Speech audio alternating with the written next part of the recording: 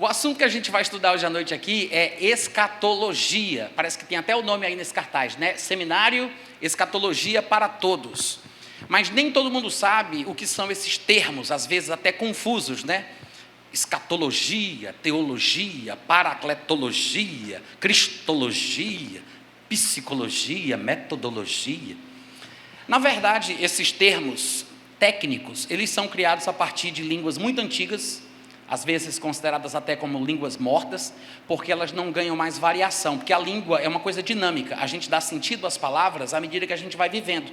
Então, para criarem termos técnicos, que devem significar sempre a mesma coisa toda a vida que ele for citado, eles pegam línguas antigas que não se falam mais, como no caso do grego.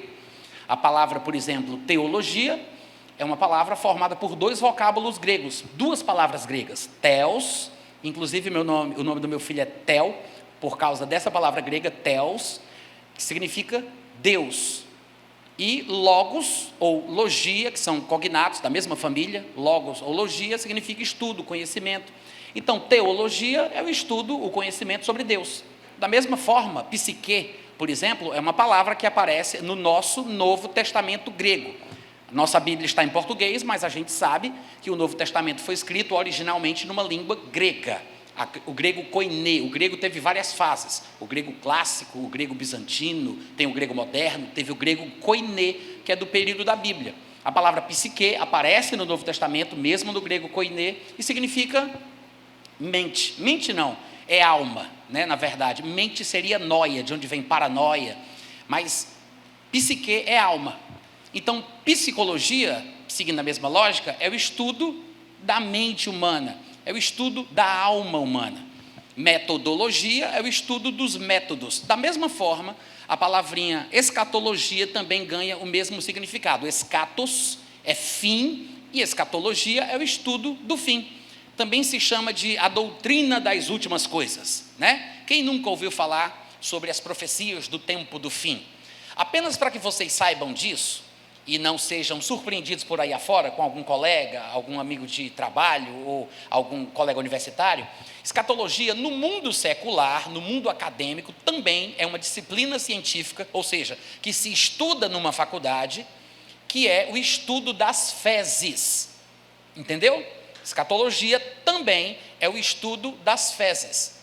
Na academia, na universidade, existe uma disciplina científica que é a escatologia. Quando alguém disser isso para você, não se assuste, é verdade. No meio religioso, no meio cristão, evangélico, nós somos mais familiarizados com a expressão escatologia, que trata sobre o tempo do fim. Todo mundo entendeu? Então a gente vai tratar sobre o quê? Sobre escatologia.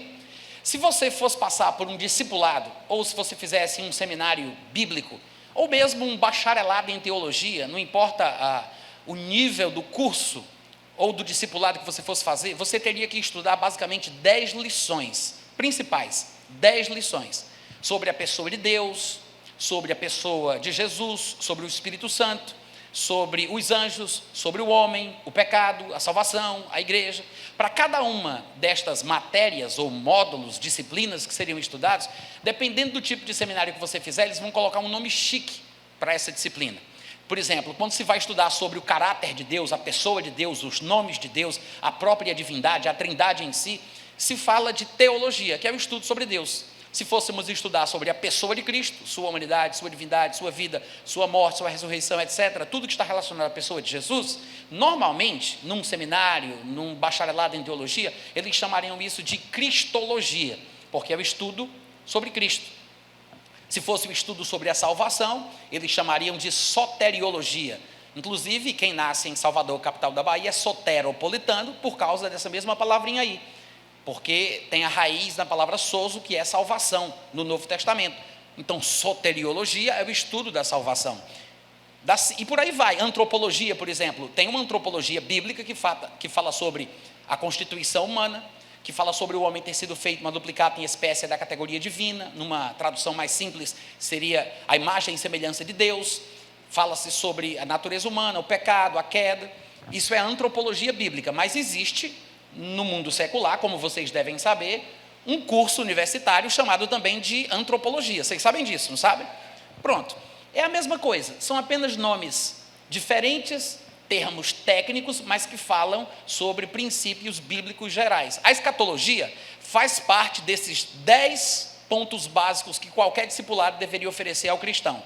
Qualquer seminário bíblico, qualquer bacharelado em teologia, com mais ou menos profundidade, tem que se falar sobre esses 10 pontos, sobre a pessoa de Deus, sobre Jesus, sobre o Espírito Santo, sobre os anjos, sobre o homem, sobre o pecado, sobre a salvação, sobre a Bíblia, sobre a igreja, que seria eclesiologia, né, por causa da palavra grega eclésia, e escatologia. Então, escatologia, gente, não é um corpo estranho, não é uma coisa esquisita, não é algo que você pensa assim, é de outro mundo. Não, é uma questão muito básica, e você vai perceber, inclusive por textos bíblicos, que os autores das epístolas do Novo Testamento consideravam o assunto da escatologia como um fundamento, uma coisa assim, rudimentar, elementar para todo novo convertido. Não sou eu que estou dizendo isso não, tá? Gostaria muito que tivesse sido, infelizmente alguém falou antes de mim. Está na epístola aos Hebreus, no capítulo 6, e a gente vai já conferir. Mas apenas para convencer você, que é isso que eu estou tentando fazer aqui nessa introdução, para convencer você da importância do estudo sobre o futuro, para você perceber como é importante tratar sobre a doutrina das últimas coisas, na nossa vida, de uma forma geral, no dia a dia, a gente sempre está tomando decisão com base no nosso futuro. Todas as coisas que nós fazemos hoje, no nosso presente, se baseiam no nosso futuro. Quer ver um exemplo bem simples, bem grosseiro? Eu fiz uma viagem de Campina Grande para cá, acabei de chegar, eu trouxe uma caixa de livros, os livros estão ali fora, só que era uma caixa não tão grande, mas considerável, que eu não poderia colocar em qualquer lugar. Eu tinha que pensar onde ela deveria ficar para que ela não pudesse correr para um lado ou para o outro, dependendo da velocidade que eu viesse, se a estrada fosse esburacada. Então eu tinha que deixá-la num determinado lugar, dependendo do que eu previa da viagem. Então, por causa do caminho, do trajeto que eu iria percorrer, eu tomei uma decisão antes de ligar o carro. Eu cheguei no carro, abri a porta e pensei. E o que eu pensei, a decisão que eu tomei, foi uma questão pensada por causa de algo do futuro. Ninguém, por exemplo, dentro da igreja, o pessoal novo que ainda está pensando em casar, independente de contra quem a pessoa vai casar ainda, mas contra quem ou é com quem? Como é que vocês falam aqui? Com quem aqui, né? Tá. De qualquer forma, independente da pessoa contra quem a pessoa vai casar, ou com quem, como vocês falam, né? Essa pessoa não vai casar com qualquer um, porque ela precisa conhecer a pessoa, ela tem que saber quais são a sua ordem de prioridades, os seus gostos, a sua espiritualidade. Por causa da sua entrega a Deus, do seu conhecimento da palavra e dos seus interesses espirituais, a pessoa não casa com qualquer um. E ninguém faz qualquer curso universitário porque a pessoa pensa sobre o futuro que quer ter. Quantos vocês estão entendendo? Qual é a faculdade que eu vou cursar? Depende do futuro que eu quero ter. Até as pessoas que já são formadas, profissionais que estão trabalhando, estão sempre pensando num pezinho de meia, na previdência social, na aposentadoria, por causa do futuro. O tempo inteiro nós estamos tomando decisões no tempo presente por causa do futuro. O futuro mexe mais com o nosso presente do que a gente imagina. Às vezes a gente não percebe, não é? Mas quando eu entrei no carro, já tinha colocado a caixa no lugar certo. Quando eu entrei no carro, a primeira coisa que eu fiz foi abrir o meu aplicativo de gerenciamento de rota, aplicativo de planejamento de rota. E a primeira pergunta que o aplicativo faz qual é? Qual é o destino? É a primeira coisa que ele quer saber, para onde é que você vai? Porque aí eu digo para onde eu vou e ele mostra por onde eu tenho que ir. Da mesma forma, irmãos, só existem 2 destinos previamente estabelecidos por Deus: a comunhão eterna, a vida eterna e a danação eterna, o lago de fogo com enxofre. Oi, som, teste, deve ter um problema nesse microfone, eu vou tentar de novo. Eu disse, só tem 2 destinos eternos: a comunhão eterna com Deus ou a condenação eterna. Amém. Ou seja, o nosso futuro, o nosso destino, molda o nosso presente mais do que a gente imagina. Dependendo do lugar onde a gente quer parar, dependendo do futuro que a gente quer ter, a gente vai ter que viver de uma determinada forma e fazer certas escolhas. Quantos estão entendendo? Além disso, né, deixando de lado toda essa argumentação, essa verborreia que às vezes pode parecer inútil, mas não é. Além disso, falando assim em termos de estatística, em toda a Bíblia, contando assim, de Gênesis a Apocalipse, nós temos 31.102 versículos, dependendo da versão que você estiver usando. 31.102 versículos. De tudo isso que tem na Bíblia, 37 a 40%, 50% é a metade, tá, gente? 50% seria a metade. De 37 a 40% é só sobre escatologia. Vocês podem dizer amém de vez em quando? Amém. Amém, muito obrigado. Deus abençoe a vossa família. De 37 a 40% de toda a Bíblia é só escatologia. Os 60% restante fica para o resto dos assuntos. O que mostra que a escatologia deve ser um assunto muito importante. Em termos de Novo Testamento, Mateus e Apocalipse, em termos de Novo Testamento, presta bem atenção no que eu vou dizer agora, apenas 3 livros não falam, apenas 3 não falam da volta de Jesus. Fala assim, ó, uau, como se você tivesse ficado impressionado, né? Apenas 3 não falam da volta de Jesus. Já pensou nisso, de Mateus e Apocalipse? E sabe quais são os livros? Filemão, 2 João, 3 João. Que são livros de um capítulo só, bem pequenininhos, que justamente porque são muito breves, talvez não tenha dado tempo de falar do assunto que todo o Novo Testamento fala, de Mateus a Apocalipse. Então não vem dizer para mim que esse negócio de falar do fim, de falar de escatologia, ou de falar da volta de Jesus, é uma coisa que não tem sentido, porque você vai estar chegando tarde demais. Oi, alô, som, teste, experiência.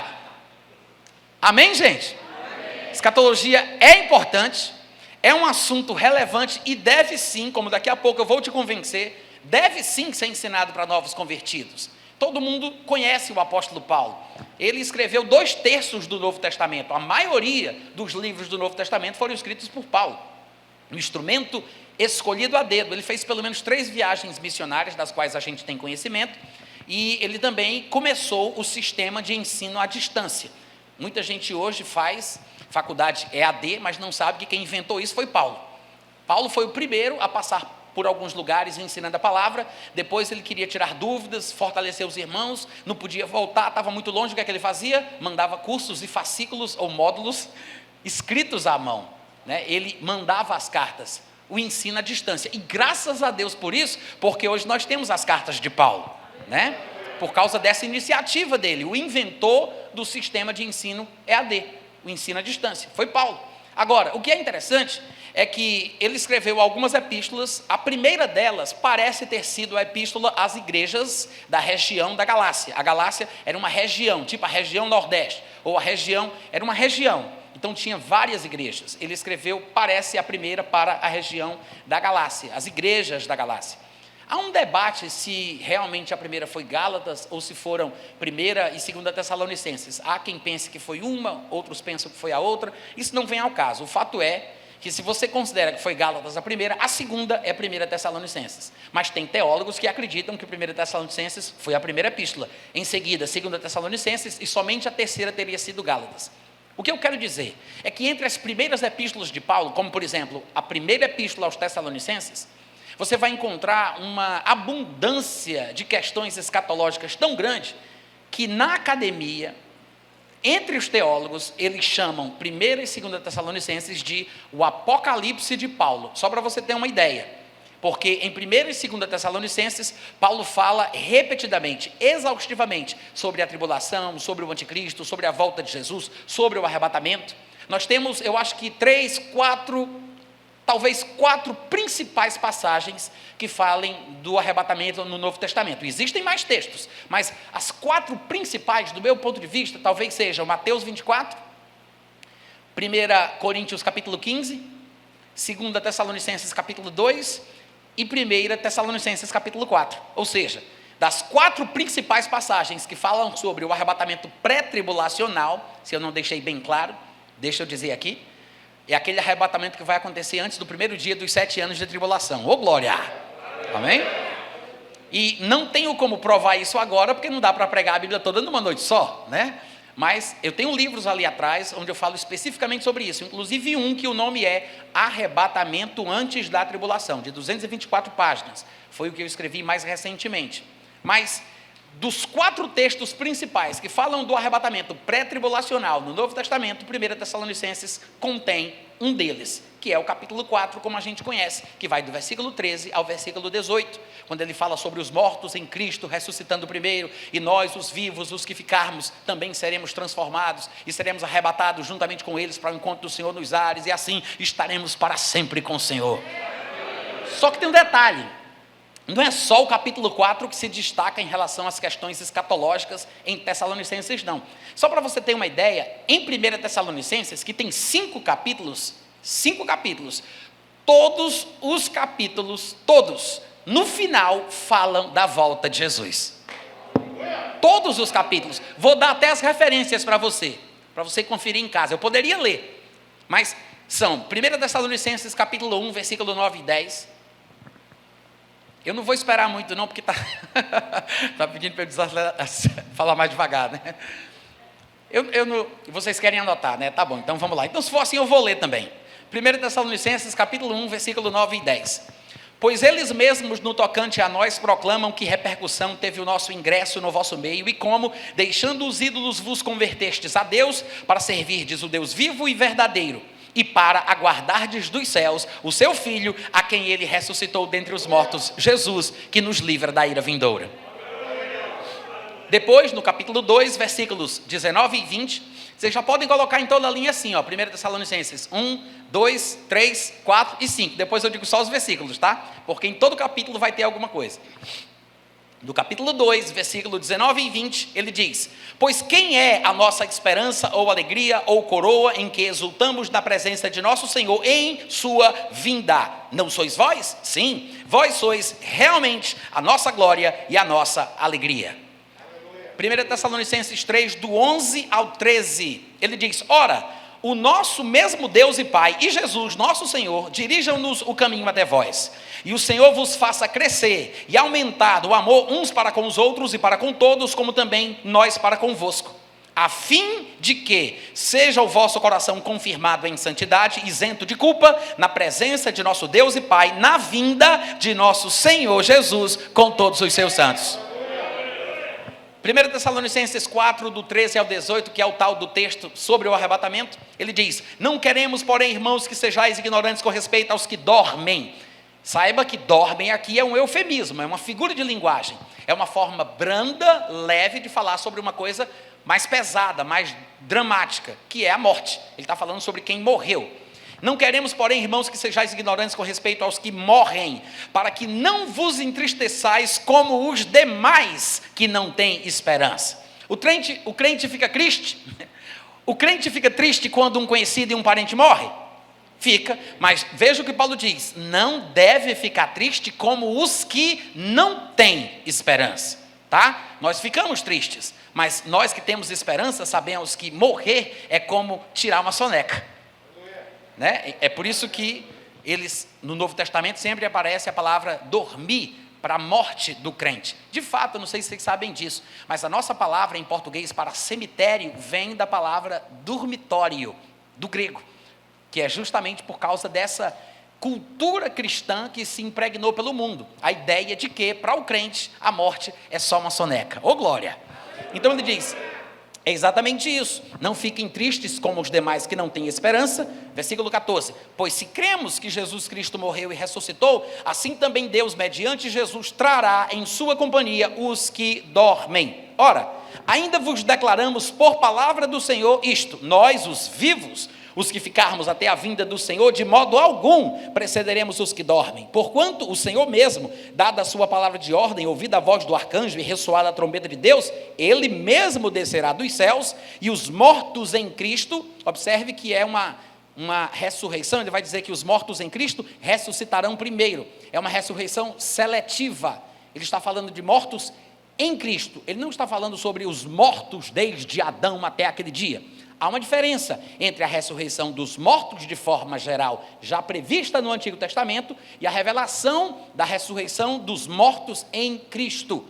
Há uma diferença, tá? Tanto é que um dos princípios elementares da doutrina de Cristo é a doutrina da ressurreição dos mortos. Mas isso é uma coisa que foi explicada, ampliada e revelada por Jesus Cristo. Talvez alguns de vocês não saibam, mas no Antigo Testamento só tem 3 versículos. 3 versículos não, são 3 textos, porque num determinado lugar tem 2 versículos.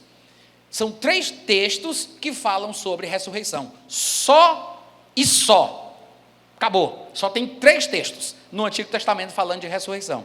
Quando você junta os 3, não dá claridade, não dá uma certeza do que é que se cria naquela época sobre ressurreição. Tanto é, vocês sabem disso, na época que Jesus veio ao mundo, os próprios judeus, o povo de Deus responsável por divulgar a salvação a todos os habitantes da terra, porque a Bíblia diz que a salvação vem dos judeus, foi o que Jesus disse àquela mulher de Samaria, e Deus escolheu Abraão, de quem os judeus vão nascer, justamente para abençoar todas as nações da terra. E lá em Romanos capítulo 15, versículo 27, está escrito que nós gentios que cremos, somos participantes dos valores espirituais dos judeus.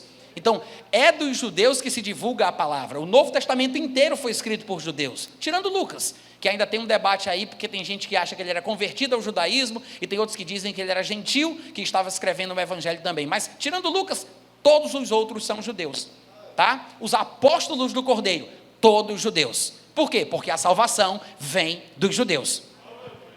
Agora, o que eu estava falando, hein, gente? O que eu estava falando? Ressurreição, obrigado, é isso aí. Tanto é que quando Jesus nasceu e esteve na terra, o que foi que aconteceu? Ele foi arguido, confrontado pelo povo judeu que estava dividido a respeito desse assunto. Uns eram pelos saduceus, outros eram pelos fariseus. Os fariseus estavam mais certos, porque acreditavam na ressurreição dos mortos, mas os saduceus, coitados, eles nem criam na ressurreição, não criam na existência de anjos e nem acreditavam na existência do espírito humano. Olha que coisa triste, sim ou não?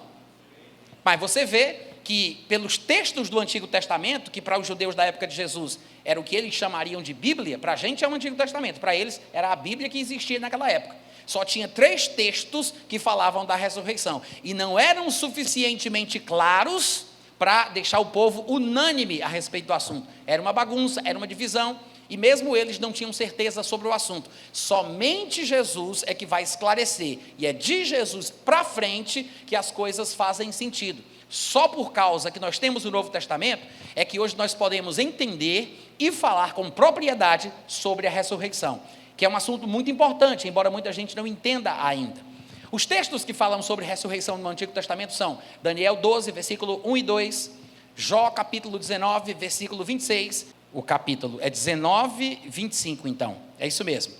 Porque eu sei que o meu Redentor vive e por fim se levantará sobre a terra. Ele está falando sobre quando Jesus Cristo vier para estabelecer o reino milenar a partir de Jerusalém. Ele vai se levantar sobre a terra como aquele que vai reger as nações com cetro de ferro, é o reino milenar, no final da tribulação. Aí ele diz, depois, revestido este meu corpo da minha pele, em minha carne, ou seja, ele está falando sobre voltar à vida dentro do corpo, em minha carne verei a Deus. Então ele coloca a ressurreição, a esperança da ressurreição do povo judeu depois da tribulação, que é basicamente o que dizem os outros textos, como Daniel, eu disse, capítulo 12, versículo 1 e 2, onde ele diz, nesse tempo se levantará Miguel, o grande príncipe e o defensor dos filhos do teu povo, falando com Daniel, o povo de Daniel, o povo hebreu.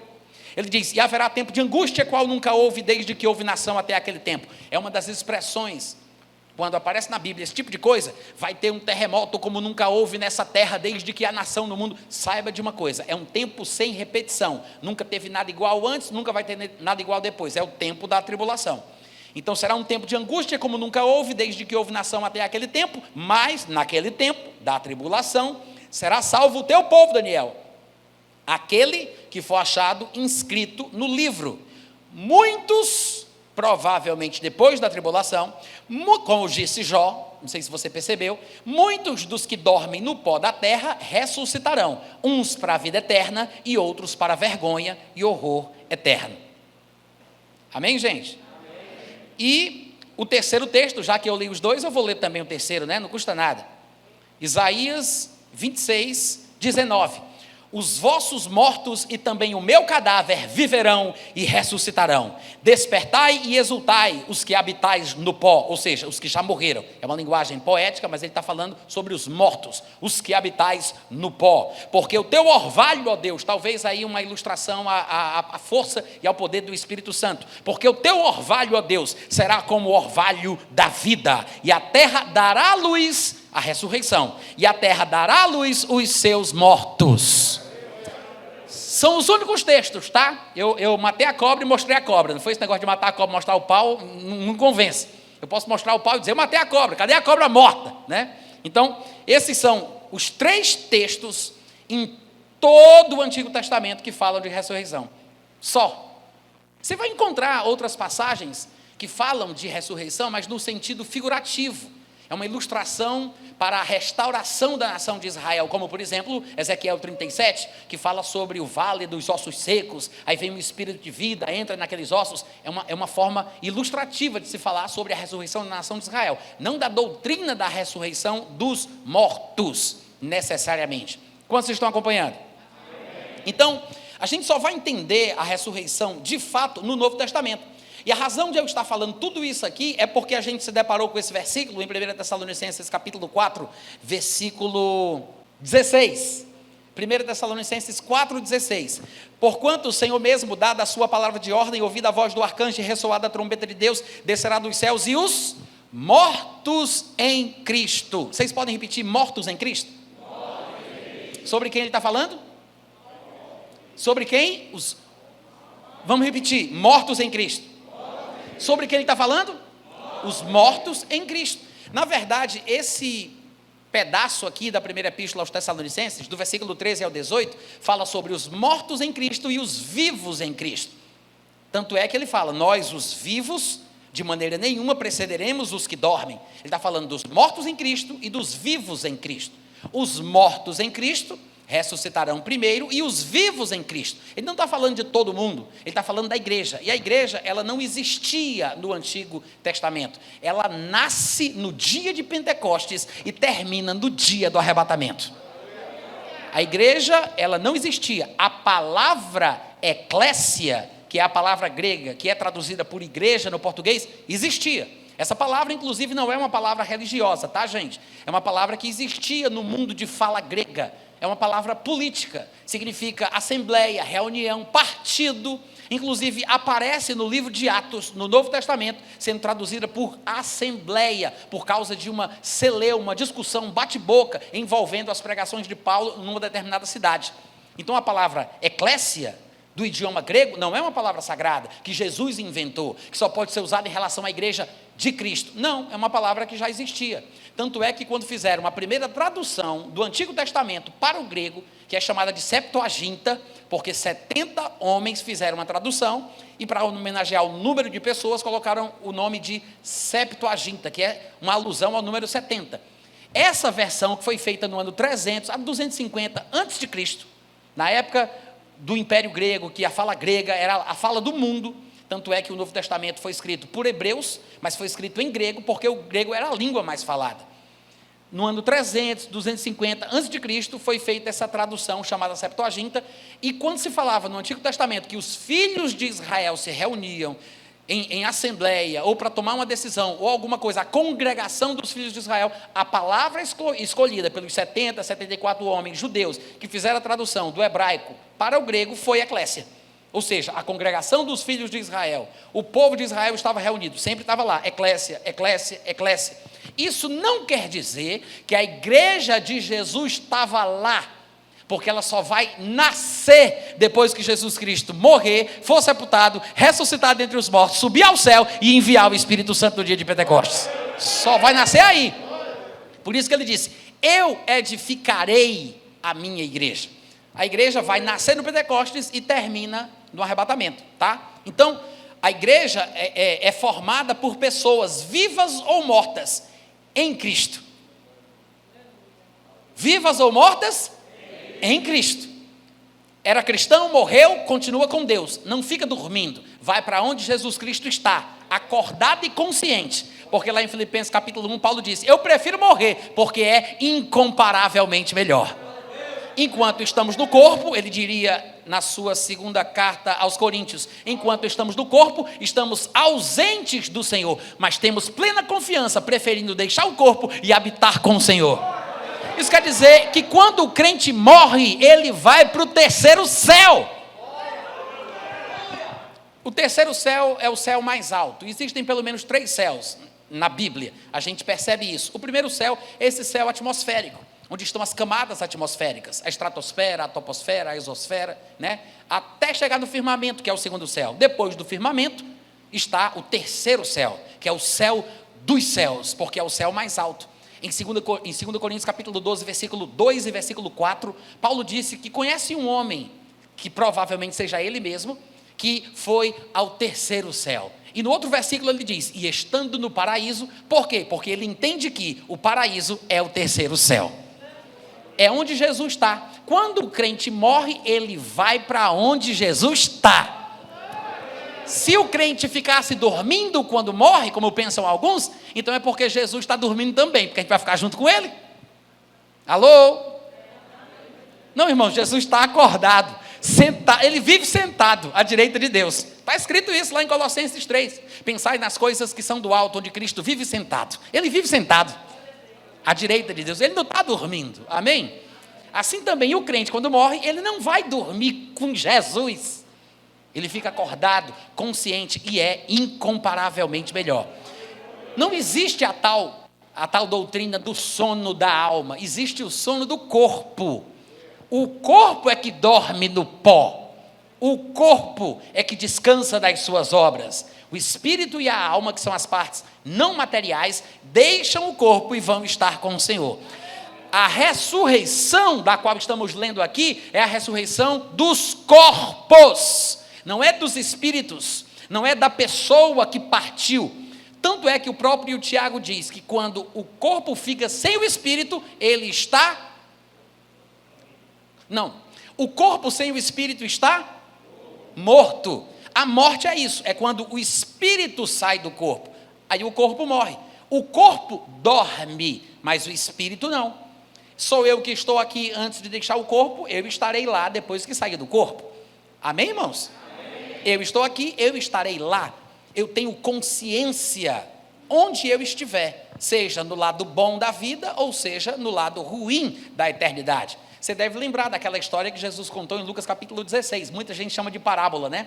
Como é a parábola? Como é que eles dizem? A parábola do rico e Lázaro, né?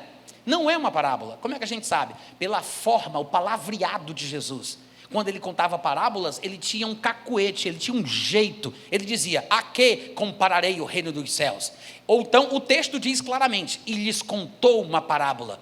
Ele sempre tinha uma forma de dar a entender que era uma comparação, porque parábola é isso, é uma comparação do reino natural com alguma verdade do mundo espiritual. Mas naquela passagem, depois você confere, não vai ler agora não, tá? Mas lá em Lucas 16 está escrito isso. Jesus diz assim, olha como é que ele começa a história. Havia um homem, ele não diz, a que compararei, e lhes contou uma parábola. Não, havia um homem, ainda diz o nome do homem, ele diz o nome do homem. Ele diz, um homem se chamava Lázaro.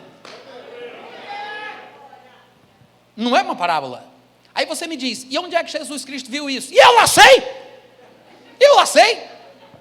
A gente não sabe de tudo não, gente. Jesus começou a pregar com 30 anos de idade. A Bíblia diz, tinha mais ou menos Jesus, lá em Lucas capítulo 2 está escrito isso. Tinha Jesus mais ou menos 30 anos de idade, quando começou o seu ministério. Então o que é que ele fez, desde quando ele nasceu até os 30? Ele estava crescendo em sabedoria, crescendo em estatura, crescendo em graça, crescendo em poder. A Bíblia fala que ele se robustecia em espírito. É bem provável, isso eu cá com os meus botões, como diria a mamãe, né? Que Deus a tenha. Eu cá com os meus botões, eu penso que Jesus, enquanto estava crescendo, lá com os seus 16, seus 20, seus 25, ele passou por alguém, ele teve algum vizinho, que o nome era Lázaro. Porque ele crescia em sabedoria, ele crescia em graça, ele estava crescendo em Deus para, quando fizesse 30 anos, entrar no ministério e falar do que tinha aprendido. E aí Lázaro morreu e o rico morreu. E ele foi vizinho destes homens, provavelmente. Sabe Deus, se o Espírito não me engana. E aí, Deus mostrou para Jesus o que acontece no mundo pós-morte. Quando ele entra no ministério, ele conta a história. E ele explica o que vai acontecer, porque Jesus sabe de todas as coisas. Não é uma parábola. Aqueles que querem que seja, são aqueles que creem no sono da alma.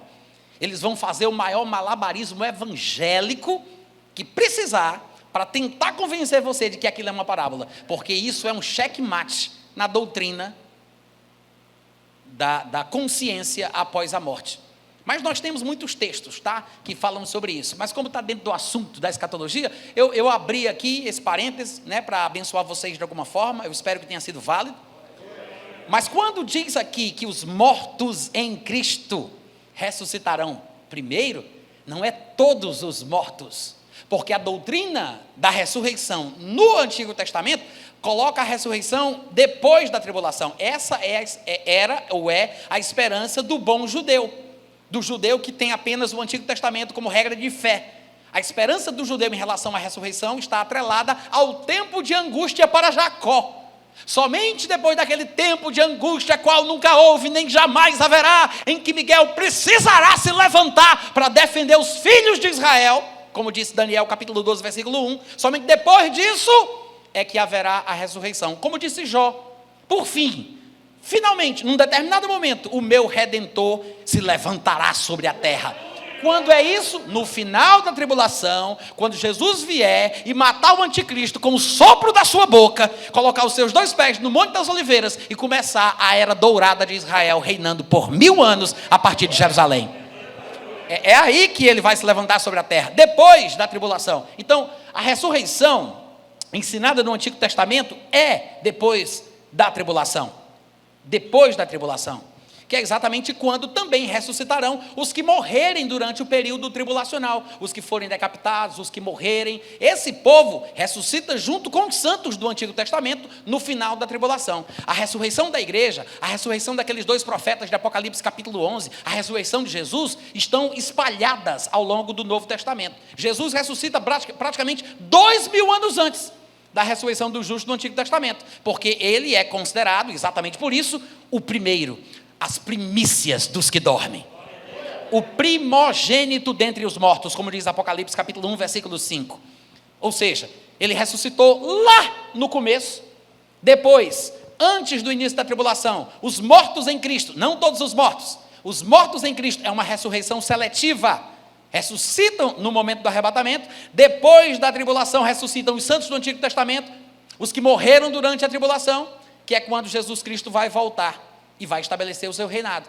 Então, lembre-se, sim, claro, eu não mencionei, mas já tinha dito, e durante a tribulação, mais ou menos ali pela metade da tribulação, provavelmente, aqueles 2 profetas de Apocalipse 11, eles vão pregar, ministrar em Jerusalém, e depois vão ser mortos, vão ficar 3 dias com os corpos estirados na praça da grande cidade, que espiritualmente a gente pode até comparar com Sodoma e Egito, mas é a cidade onde Jesus foi crucificado, é o que está escrito lá em Apocalipse capítulo 11, versículo 8, exatamente assim. E depois de 3 dias e meio, aí uma voz do céu vai dizer: vem para cá, menino! Eles vão ressuscitar na frente de todos e vão subir aos céus. Então veja, eles ressuscitam no ponto médio da tribulação, na metade, não é no fim, não é como a igreja que é antes, muito menos como Jesus, que foi 2000 anos antes, mas todos estes, a igreja, os santos do Antigo Testamento, os que morreram na tribulação, os 2 profetas e Cristo, fazem parte daquilo que a Bíblia chama de primeira ressurreição. São os que ressuscitam primeiro, não no mesmo dia, não ao mesmo tempo, mas primeiro em relação aos ímpios, em relação aos pecadores, porque os pecadores todos ressuscitam de uma vez só, depois dos 1000 anos do reinado de Cristo. Amém, gente? Amém. Tá, então volta para 1 Tessalonicenses 4, vos declaramos por palavra do Senhor, que declaramos isto, nós os vivos, os que ficarmos até a vinda do Senhor, de modo algum precederemos os que dormem, porquanto o Senhor mesmo, dada a sua palavra de ordem, ouvida a voz do arcanjo, ressoada a trombeta de Deus, descerá dos céus, e os mortos em Cristo, ressuscitarão primeiro, depois nós os vivos em Cristo, está implícito aqui, os vivos, ele está falando dos mortos e dos vivos em Cristo, não é de todo mundo, é da igreja.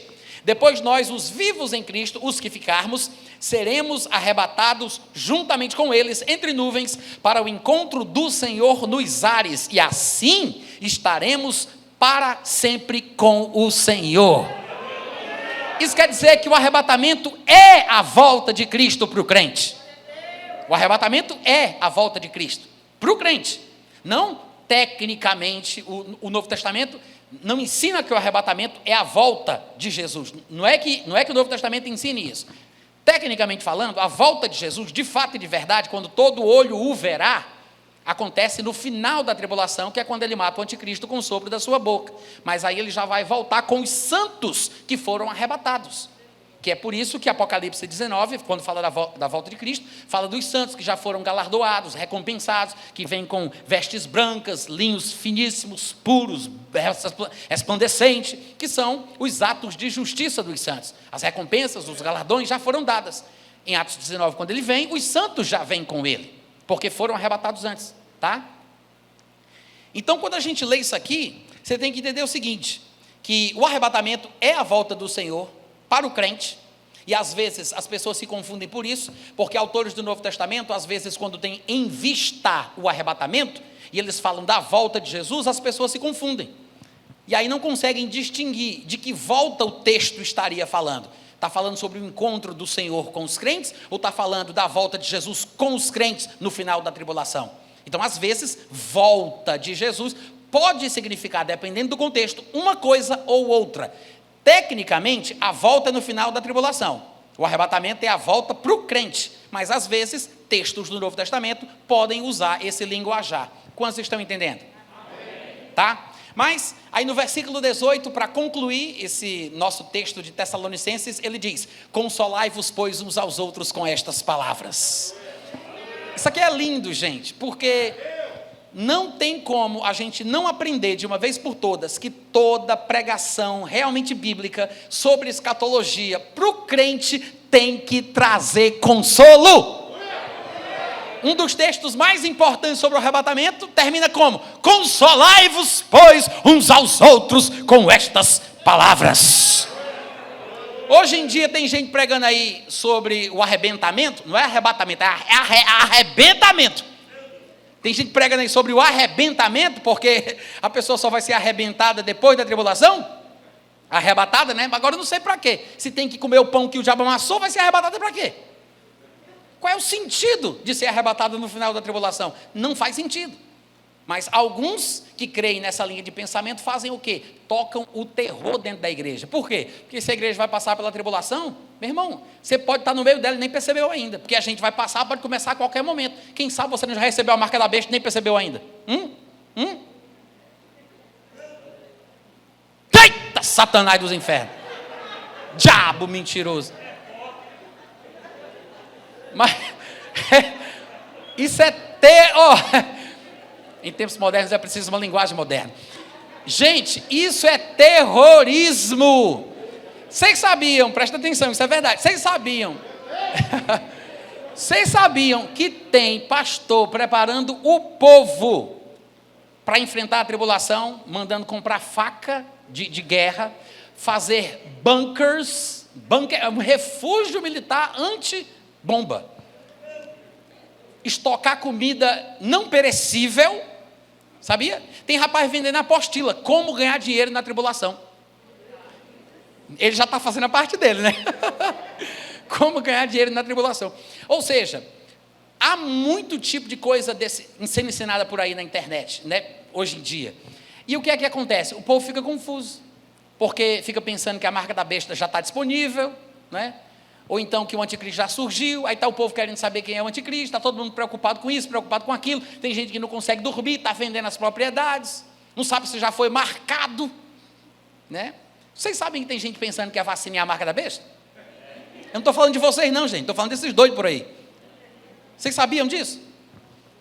Eu não estou fazendo aqui apologia à vacina, porque eu sei que tem algumas complicações médicas, acadêmicas, científicas associadas a essa vacina experimental, mas, irmãos, colocar isso como a marca da besta é uma irresponsabilidade tão grande, porque o que a Bíblia diz é que quem receber a marca da besta vai ser lançado no inferno, por Deus. Ouviu o que eu falei? Você acha que uma pessoa que recebeu a marca da besta sem saber, pensa nisso, a pessoa recebeu a marca da besta sem saber que era, coitadinha, foi enganada. Ai meu Deus, eu estou marcado. Essa pessoa vai para o inferno. Porque a Bíblia diz que Satanás vai matar quem não receber a marca, mas Deus vai jogar no inferno quem receber. Quem não receber, Satanás mata, o anticristo. Mas quem receber, Deus joga no inferno. Você acha que Deus puniria uma pessoa que recebeu a marca sem saber? Joga direto assim no inferno? Não combina com o caráter de Deus. Porque Deus pune. Eu sei que Deus é aquele que mata e joga no inferno. Está escrito, Jesus disse isso lá em Mateus capítulo 10. Não temam os homens que podem matar o corpo e mais nada podem fazer. Temam antes aquele que além de matar, ainda joga no inferno. Está falando de Deus. Está falando de Deus. Oi, só um teste, experiência. Mas, presta atenção, parece que vocês estão precisando de uma aulinha sobre esse negócio de Deus matar no Novo Testamento. Eu senti aí o negócio, senti aí. Mas, não é porque Deus mata e joga no inferno, que significa que Ele faz isso com qualquer um só porque Ele pode. Não, Deus Ele pune. Deus é vingador, como diz em 1 Tessalonicenses capítulo 5, como diz Romanos capítulo 13, como dizem vários textos do Novo Testamento. Sim, Deus é vingador, é juiz. E lá em Tiago capítulo 4, versículo 12, está escrito que Deus é aquele que salva e aquele que mata. Tiago capítulo 4, versículo 12. Não gosta do versículo? Arranca e vira macumbeiro. Porque se você vai ser crente, você tem que ficar com a Bíblia toda. Amém, irmãos? Mas não é sem motivo. Ele é um Deus justo, que tem punição, mas é com motivo. Amém, irmãos? Toda ministração de escatologia que não traz consolo está bagunçada, está misturada, tem influência ruim. Porque todos os textos que a gente vai ver no Novo Testamento, você sempre percebe que tem uma pitada de consolo. Como a gente acabou de ler sobre o arrebatamento, e ele diz, consolai-vos, pois, uns aos outros com estas palavras. E as pessoas dizem assim, não, Natan, ele falou consolai-vos uns aos outros, porque o pessoal crente que estava vivo, estava triste com os crentes que morreram. Então, estavam tristes, né, pesarosos, aí eles se consolam, eles estão bem, estão com Jesus. Só que tem uma coisa mais profunda que às vezes quem diz isso não percebe. É porque, na verdade, eles acreditavam que seriam arrebatados no seu tempo de vida. Eles achavam que a grande experiência que o cristão tem que esperar é o tal do arrebatamento. Tanto é que você observa Paulo escrevendo na primeira pessoa do plural. Ele diz, nós, os vivos, os que ficarmos, seremos arrebatados. Você tem que se incluir nessa esperança. Meu irmão, se ele vai vir no meu tempo de vida e eu vou me encontrar com ele, ou se ele não vem e eu morro e eu vou para lá, em vez dele vir, quem vai sou eu, não interessa. Mas o tom do Novo Testamento a respeito da expectativa do crente enquanto ele vive é, eu vou ser arrebatado na minha geração. Essa é a sensação que o crente tem que ter, é a expectativa que o crente tem que ter. Graças a Deus que o Espírito Santo inspirou Paulo para escrever nessa pegada, nessa vibe, como diz hoje em dia aí por aí, né? Nesse tom, para a gente saber o que é que a gente tem que esperar. Agora, significa então que os tessalonicenses vivos estavam tristes, por quê? Porque os que tinham morrido não iam experimentar a bênção do arrebatamento. Eles não experimentariam a grande expectativa que todo crente estava esperando ali a qualquer momento, que é o encontro com o Senhor nos ares. Aí Paulo, para corrigir, ele diz, não, bestinha, deixa eu te contar, de forma nenhuma nós precederemos os que dormem, porque eles ressuscitam primeiro.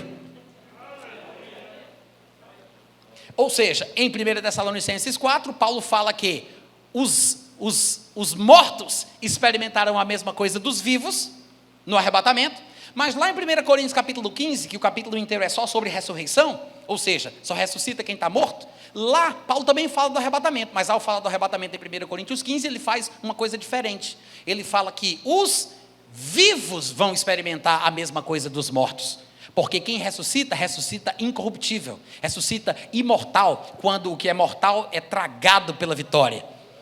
O mortal vai ser revestido de imortalidade e o corruptível vai ser revestido de incorruptibilidade. Aí ele vem falando da doutrina da ressurreição, aí ele diz, mas não tem problema não, deixa eu falar um negócio para vocês. Vocês que estão vivos não vão morrer e vocês vão experimentar a mesma coisa dos mortos. Porque num abrir e piscar de olhos nós seremos transformados. Ele está falando do arrebatamento, mas em 1 Coríntios 15, ele fala para os vivos que vão experimentar a mesma coisa dos mortos, e em 1 Tessalonicenses 4, ele fala que os mortos vão experimentar a mesma coisa dos vivos. Quantos estão entendendo? E o último texto de 1 Tessalonicenses, onde Paulo fala sobre a volta do Senhor, é o capítulo 5, versículo 23, quando ele diz assim: o mesmo Deus da paz vos santifique em tudo. E logo em seguida ele diz o que é tudo: e todo o vosso espírito, alma e corpo sejam conservados íntegros e irrepreensíveis na vinda, para a vinda de nosso Senhor Jesus Cristo. Gente, esse versículo merece uma atençãozinha maior. Veja o que ele diz: e o Deus da paz vos santifique em tudo. E o que é tudo? Ele diz: tudo é espírito, alma e corpo. É a constituição do gênero humano. Qualquer outra palavra que você encontrar no Novo Testamento ou na universidade, ela tem que se encaixar em uma destas três categorias. Ou seja, espírito, alma e corpo. Se você encontra mente, ela tem que ir para uma destas três categorias. Se você encontra carne, tem que ir para uma destas três categorias. Coração, homem interior do coração, seja que palavra for, homem exterior, homem interior, vai ter que se encaixar em uma dessas três categorias. Ego, superego, id, não importa, vai ter que se encaixar em uma dessas três. Porque a Bíblia é a revelação da verdade. E a Bíblia mostra que o homem todo, completo, é espírito, alma e corpo. Ponto final. Eu sei que existe um debate nos meios cristãos se o homem é formado por uma parte não material e material, ou seja, apenas por duas partes, e esta parte não material seria chamada de espírito ou de alma, tanto faz como tanto fez, porque acham que é a mesma coisa. E existem aqueles que, como eu, entendem que são três partes distintas, ainda que interdependentes, uma influencia na outra: espírito, alma e corpo. Amém, gente? Amém. E é nessa ordem, tá? Espírito, alma e corpo. Não é corpo, alma e espírito como os crentes falam, não. É espírito, alma e corpo. Do mais importante para o menos importante. Porque Deus é espírito. E Ele nos fez uma duplicata em espécie da sua própria categoria. O que significa dizer que nós somos forçosamente seres espirituais. Porque se eu orar em outra língua, o meu espírito ora de fato. Porque eu sou o meu espírito. Eu tenho uma alma com as suas qualidades emocionais e intelectuais e moro dentro de um corpo com as suas centenas de sentidos, dos quais 5 são mais populares: visão, audição, tato, paladar e olfato. Mas o homem completo é espírito, alma e corpo.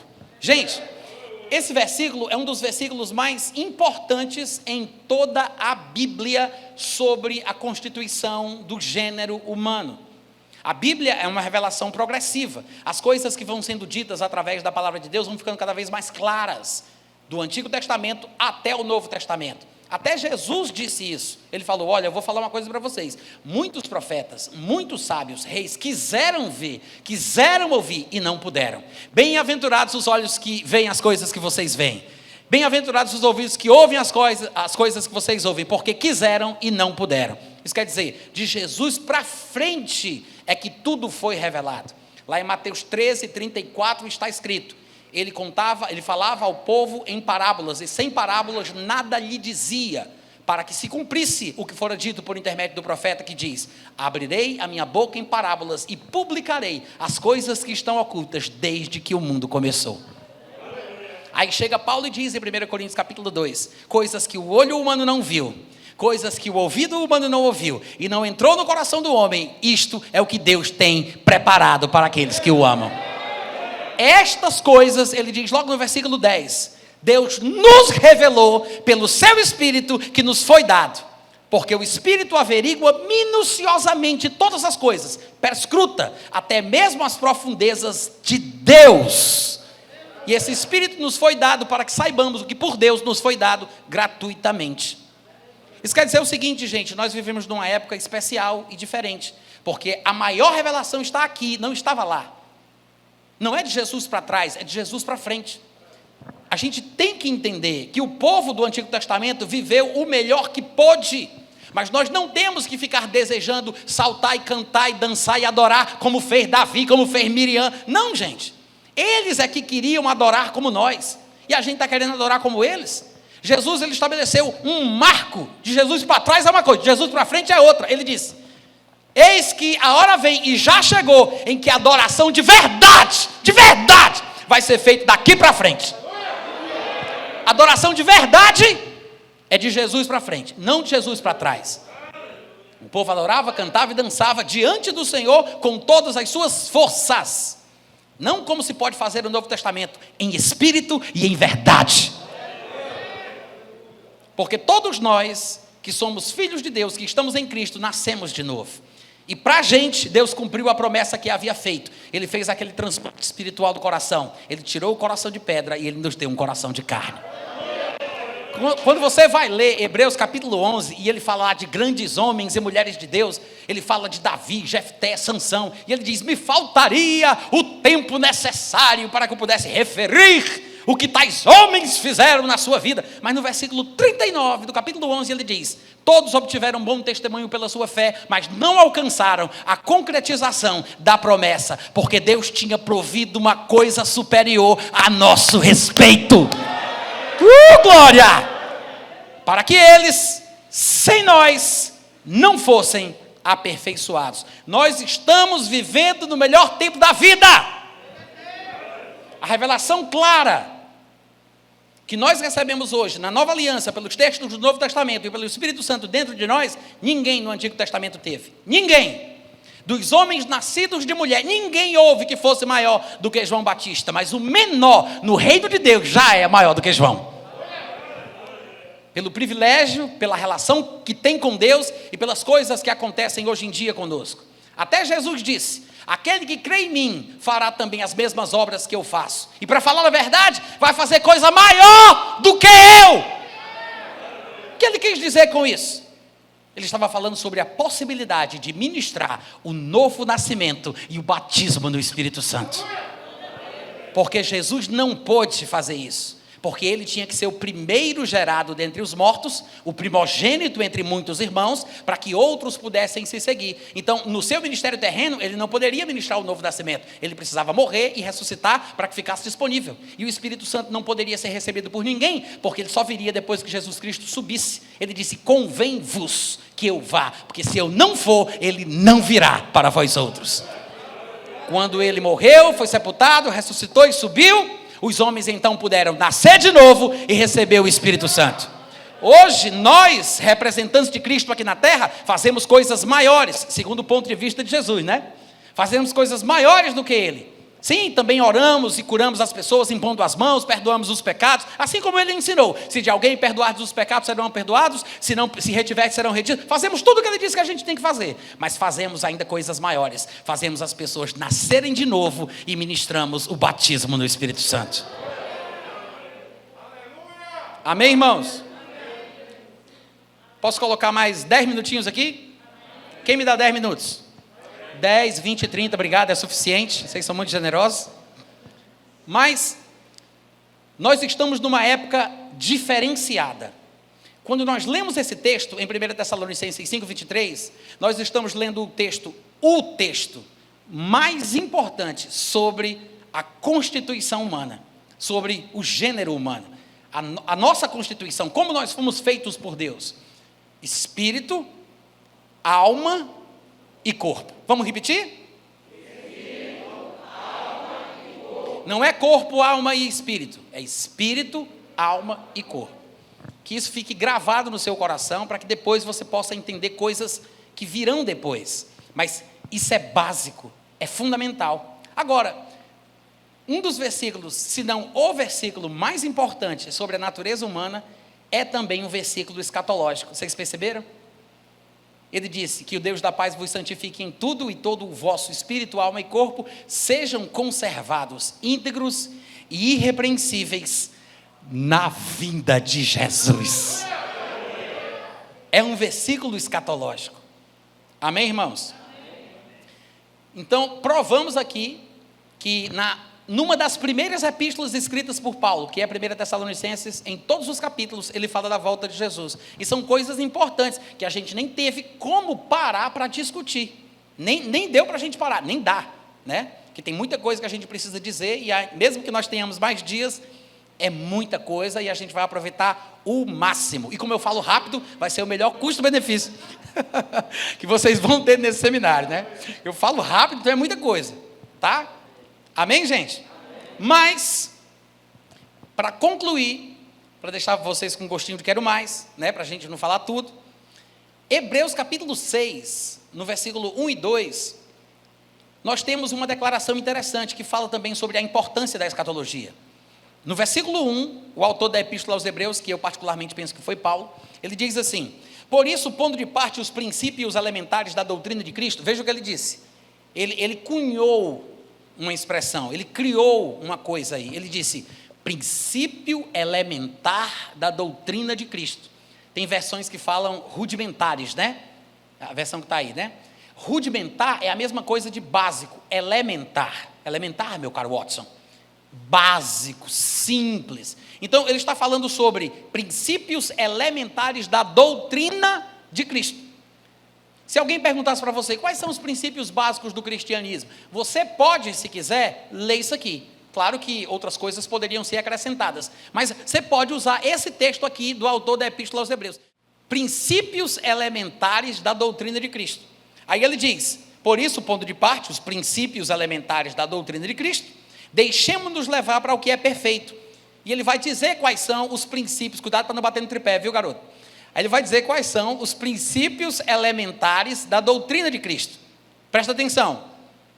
A base de arrependimento de obras mortas, a fé em Deus, o ensino de batismos, no plural, porque são 3, o batismo no corpo de Cristo, como diz 1 Coríntios 12, 13, quando a pessoa nasce de novo, o batismo no Espírito Santo, com a evidência bíblica de falar em outras línguas, Jesus disse isso em Atos 1, 5, João batizou com água, mas vocês vão ser batizados no Espírito Santo muito depois desses dias, e o batismo nas águas, como todo mundo conhece bem, que é uma espécie de indagação da nossa consciência para com Deus, mas são batismos no plural. Aí ele diz mais, da imposição de mãos, da ressurreição dos mortos e do juízo eterno. Ele chama de princípios elementares da doutrina de Cristo. São 6 princípios: arrependimento de obras mortas, fé em Deus, ensino de batismos, imposição de mãos, ressurreição dos mortos e juízo eterno. Dos 6 princípios elementares da doutrina cristã, 2 deles são escatológicos. Vocês perceberam? Ressurreição dos mortos e juízo eterno. Amém, gente? Amém. Aí você vai me dizer, mas isso não deve ser ensinado para novo convertido. Como não? É um princípio elementar, é básico. Para falar a verdade, no finalzinho aqui do capítulo 5, antes de entrar no capítulo 6, ele chama isso de leite da palavra. Leite. E ele está querendo que o povo deixe de lado o que é básico para se deixar levar para o que é perfeito.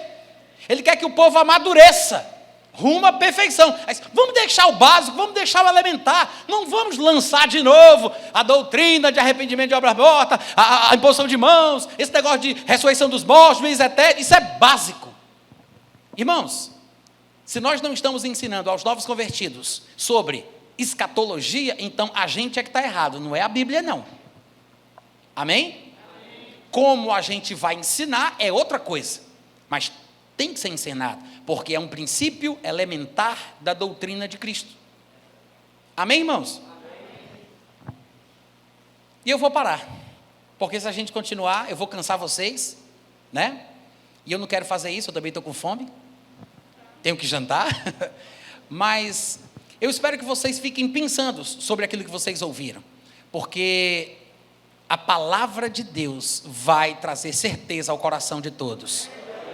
Eu tenho certeza, vocês vão se fortalecer, vão se encher e vão se consolar também, tá? A razão de eu estar gravando aqui, gente, é porque eu tenho um site, que é o meu nome, Nathan Rufino, NATANRUFNO, nathanrufino.com.br ou .com, tanto faz, cai no mesmo lugar. Eu tenho um canal no YouTube, tenho um podcast de áudio também. Todo o meu material fica lá disponível de graça. Então, se você quiser se aprofundar mais depois, vai lá, abençoa a tua vida, tira um tempinho, tá? E é por isso que eu sempre faço questão de gravar. Porque se a gente fala coisas inspiradas pelo Espírito Santo e perde, puxa, é tão bom a gente poder ter o registro para ouvir mais de uma vez, vez após vez. Se é ruim, a gente fica com vergonha, a gente apaga. Mas se é bom e a gente não grava, a gente chora, a gente sofre. Eu não sei você, mas eu sofro muito.